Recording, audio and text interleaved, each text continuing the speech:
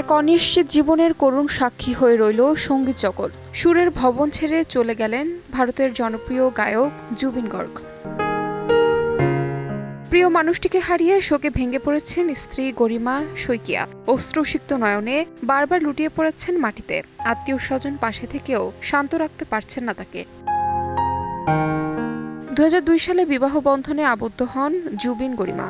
স্বামী যখন আলো ঝলমলে মঞ্চে হাজারো দর্শকের মন জয় করেন, তখন গরিমা থেকেছেন আড়ালে। স্বামীকে হারিয়ে যেন দিশেহারা হয়ে পড়েছেন তিনি। স্ত্রীর তথ্যমতে 7-8 জনের সঙ্গে ইয়েটে করে সিঙ্গাপুরের একটি দ্বীপে গিয়েছিলেন জুবিন। সেখানে একসঙ্গে সাঁতার কাটেন তারা। অন্যরা ইয়েটে ফিরে এলেও জুবিন আবারও সাঁতার কাটতে যান। ঠিক সেই সময়ই সিভিয়ার অ্যাটাক হয় তার। তবে এবারই প্রথম নয়, এর আগেও একাধিকবার মৃগীতে আক্রান্ত হয়েছিলেন তিনি। প্রতিবারই মৃত্যুর মুখ থেকে ফিরে এলেও এবার আর ফাঁকি দিতে পারেননি।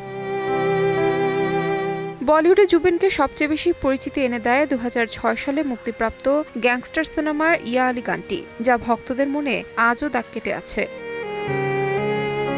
2 দশকের বেশি সময় বি টাউনে গিয়েছেন এই শিল্পী। বলিউডে জুবিনের গাওয়া শেষ গান ক্রিশ 3 সিনেমার দিল তুহি বাতা। এছাড়াও টলিউডে তার কালজয়ী গানের তালিকায় রয়েছে বোঝে না সে বোঝে না, চোখের জলে ভাসিয়ে দিলাম, আয়না মন ভাঙা আয়না সহ অসংখ্য গান। তার হঠাৎ চলে যাওয়া মেনে নিতে পারছে না অনুরাগীরা। তাহমিনা তন্নি, সময় সংবাদ।